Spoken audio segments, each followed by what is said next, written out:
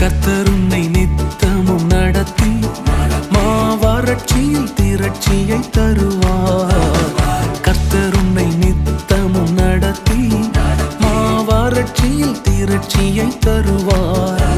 உன் ஆத்துமாவை திருப்தி செய்வார். உன் ஆத்துமாவை திருப்தி செய்வார்.